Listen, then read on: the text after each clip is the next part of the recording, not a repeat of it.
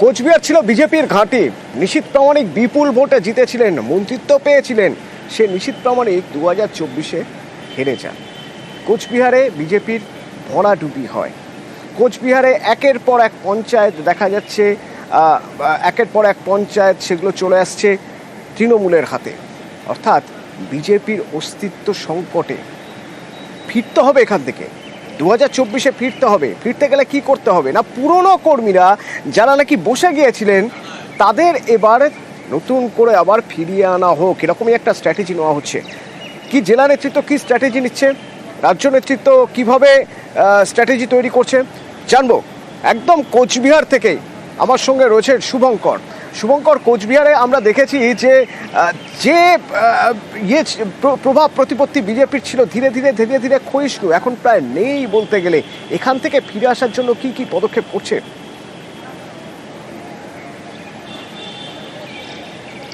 হ্যাঁ দেখো, তোমাকে জানিয়ে রাখি, কোচবিহার জেলা কিন্তু বিজেপির শক্ত ঘাঁটি ছিল। গত 2021-এর বিধানসভা নির্বাচনেও কোচবিহারের 9টি আসনের মধ্যে 7টিতে জয়ী হয়েছিল বিজেপির প্রার্থীরা। ফলে বিজেপির সংগঠন শক্তিশালী ছিল। কিন্তু পরবর্তীতে দেখা যায় বিজেপির একাংশ নেতৃত্বের ওপর বিক্ষুব্ধ হয়ে দলের বহু নেতাকর্মী তারা বসে যায়, এবং যার ফলশ্রুতিতে গত যে লোকসভা নির্বাচন 2024-এর সেখানে বিজেপির ভরাডুবি হয়। আর পাশাপাশি যে পঞ্চায়েত নির্বাচনে যেসব গ্রাম পঞ্চায়েতগুলো বিজেপি দখল করেছিল সেই গ্রাম পঞ্চায়েতগুলোতেও ভাঙন দেখা দেয়। একের পর এক গ্রাম পঞ্চায়েত দখল করতে থাকে তৃণমূল। এই পরিস্থিতিতে সংগঠন অনেকটাই তলানিতে চলে যায়। যেহেতু সামনে বিধানসভা নির্বাচন রয়েছে বছর ঘুরলে, তাই এক্ষেত্রে নতুন স্ট্র্যাটেজি নিয়েছে বিজেপির জেলা নেতৃত্বে বদল এসেছে। জেলা সভাপতি হয়েছে অভিজিৎ বর্মন। এরপরই তিনি উদ্যোগী হয়েছেন এই যে যারা দলের ওপর, দলীয় নেতৃত্বের ওপর ক্ষুব্ধ হয়ে রাগে ক্ষোভে বসে পড়েছেন, পার্টির কাজে যাচ্ছেন না, সেই সব কর্মীদের নেতাদের ফেরানোর জন্য উদ্যোগ নিয়েছেন জেলা সভাপতি। তিনি ইতিমধ্যেই তালিকা তৈরি করছেন যে কারা কোন কোন এলাকায় কোন কোন নেতৃত্ব বসে আছে, কোন কোন সক্রিয় কর্মী বসে আছে, তাদের কাছে তিনি আবেদন। বিজেপি জেলা সভাপতি কি বলছেন একবার শোনা যাক। আমাদের যে সর্বস্তরের কর্মী, একদম বুথ স্তর থেকে মন্ডল স্তর এবং জেলা স্তরের সমস্ত কর্মীকে, এবং যারা বসে আছেন পুরনো রাজ্যকর্তা যারা আছেন, সবাইকে ডেকে একসঙ্গে আমরা কোচবিহার জেলায় আমরা সংগঠন তৈরি করবো এবং লড়াই করবো সার্ভিসে। ইলেকট্রিক বিল দেওয়া হয়নি বলে বিএলআরও অফিসেরই ইলেকট্রিক্যাল লাইন দেওয়া হলো কেটে। কত টাকার বিল বকেয়া ছিল, কেনই বা বকেয়া ছিল?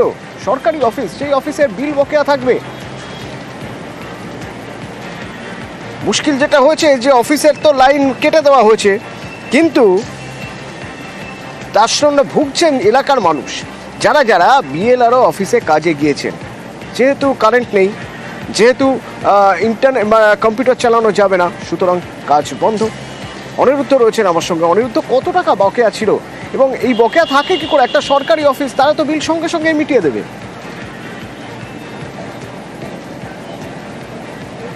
একদমই অতনু, উত্তর 24 পরগনার গাইঘাটা বিএলআরও অফিসে যা বিদ্যুৎ দপ্তর সূত্রে খবর, প্রায় 36,000 টাকা কারেন্ট বিল বাকি থাকার কারণে গতকাল দুপুরে এই বিদ্যুৎ সংযোগ কেটে দেওয়া হয় বিদ্যুৎ দপ্তরের তরফ থেকে।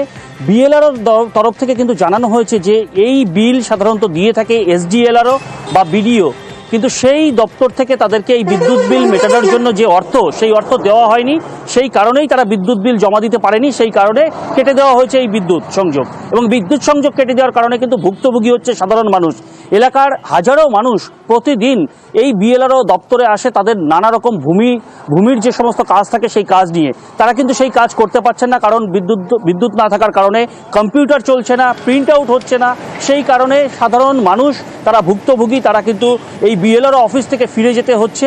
এবং যা নিয়ে সরব হয়েছে বলা যেতে পারে গাইঘাটা পঞ্চায়েত সমিতির সহসভাপতি, তিনি জানিয়েছেন যে আরও সচেতন হওয়া দরকার ছিল বিএলআরও সাহেবের, কারণ এরকম একটি জরুরি পরিষেবা যেখান থেকে দেওয়া হয়ে থাকে সেইখানে সাধারণ মানুষ এসে তারা ফিরে যাচ্ছে, এটা কোনো মতেই ভালো নয় এবং এ বিষয়ে আরও সচেতন হওয়া প্রয়োজন ছিল বিএলআরও।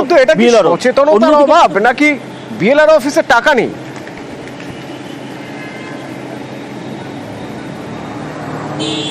একদমই দেখো, বিএলআরও কিন্তু জানিয়েছেন যে এই অর্থ দেওয়া হয়ে থাকে জেলা থেকে, সেই জেলা থেকে তারা অর্থ পায়নি, সেই কারণেই তারা বিদ্যুৎ বিল মেটাতে পারেনি। এবং বিদ্যুৎ দপ্তরের কাছে, যেহেতু সরকারি দপ্তর, সেই বিদ্যুৎ সংযোগ যাতে না কাটা হয় সেই জন্য আবেদন জানিয়ে চিঠি করা হবে বলেও বিএলআর সাহেব জানিয়েছেন। অন্যদিকে বিজেপির তরফ থেকে কটাক্ষ করা হয়েছে। বিজেপির পক্ষ থেকে বনগাঁ জেলা বিজেপি সভাপতি দেবদাস মণ্ডল জানিয়েছেন যে উনি মাটি থেকে টাকা তুলতে ব্যস্ত, সেই কারণে হয়তো বা বিল দিতে পারেননি। অতনু, ধন্যবাদ। ডব্লিউবিসিবির কানেকশানটা অফ করে দেওয়া হয়েছে। এর আগেও এসডিও সাহেব এডিএমকে চিঠি দিয়েছেন যে আমাদের জেলাতে অ্যালটমেন্ট, যেই হেডে অ্যালটমেন্ট থাকা উচিত, যেখান থেকে ওনারা ডিসবার্স করবেন এই ডব্লিউবিসিবির বিলটা, সেটা নেই, সেই অ্যালটমেন্ট পাওয়া যায়নি বলে দিতে পারেননি। তো সেইটা আমি ডব্লিউবিসিবির স্টেশন ম্যানেজারকে লিখিতভাবে জানিয়েছি, যে অনুরোধ করেছি যে এটা সরকারি অফিস, সেই হিসেবে যেন ওনারা এটাকে রিকানেকশানটা দিয়ে দেন। ইলেকট্রিসিটি লাইনটা কেটে দিয়েছে, বিএলও সাহেবের এটা একটু দেখা উচিত ছিল। পেমেন্টটা করে এইচডিএলআরও থেকে, তার মানে নখদর্পণে থাকা উচিত ছিল যে আমরা এই তারিখে পেমেন্টটা দিয়েছে কিনা, এটা উচিত ছিল বিএলও সাহেব। একদিন একটা পরিষেবা থেকে সব পিছিয়ে যদি যায় পাবলিক, তাহলে তো মানুষ ক্ষোভ প্রকাশ করবে। প্রয়োজনে আমাদের যদি সহযোগিতা লাগে সেটা আমাদেরকে বলবেন, আমরা সহযোগিতা করে অন্তত পাবলিক যেন দূর দূরান্ত থেকে এসে মানুষ যদি ফিরে না যায়।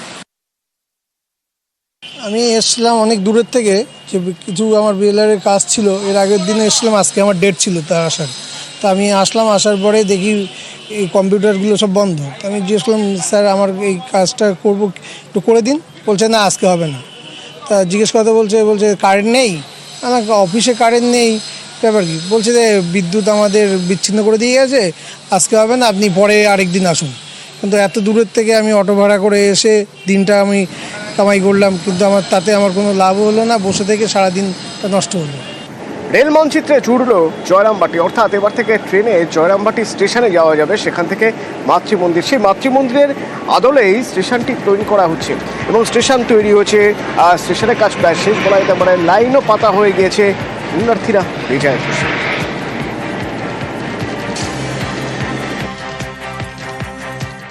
গোপীনাথপুরে যে ট্রেন চলবে, এটা সবারই একটা মানে কল্পনার বাইরে ছিল, মানে যেটাকে বলা যায় কল্পনাতীত। তো সেটাকে মোটামুটি 2 থেকে 3 বছরের মধ্যে সেন্ট্রাল গভর্নমেন্ট করে দেখিয়েছে, এবং ভাবাদিগির কারণে যে জটটা ছিল সেটাও মোটামুটি কেটে গিয়েছে। তো যেটুকু জানা যাচ্ছে 26 তারিখের মধ্যে সিআরএস কমপ্লিট হবে, সেটা গোপীনাথপুর থেকে জয়রামবাটি পর্যন্ত, এবং জয়রামবাটির পর থেকে কামারপুর পর্যন্ত কাজ প্রায় অনেকটাই কমপ্লিট, এবং লোকাল মানুষের সহযোগিতার সাথেই কাজটা সম্পন্ন হয়েছে। এবং তাতে করে কি সবারই একটা আনন্দের ব্যাপার যে গোপীনাথপুরে ট্রেন লাইন হচ্ছে, এটা আমাদের তো একটা স্বপ্ন ছিল, তো স্বপ্নটাকে সার্থক করে দেখাতে পেরেছে সেন্ট্রাল গভর্নমেন্ট এবং রাজ্য সরকার দুই। তো তার জন্য সবাইকে অসংখ্য ধন্যবাদ। মা ঠাকুর স্বামীজির আশীর্বাদ, আর আমি তো আজকে 50-60 বছর আছি, যে এই যে জয়রামবাটিতে রেল চলবে, এটা তো আমরা স্বপ্নই করতে পারছি না। আজকে আমি এই 60 বছরের ভেতরে আমি রেলের যখন শব্দ পাই, তখন ভাবি যে হায় ঠাকুর, হায় মা, তুমি দেখো যে তোমার দেশটা কি হচ্ছে।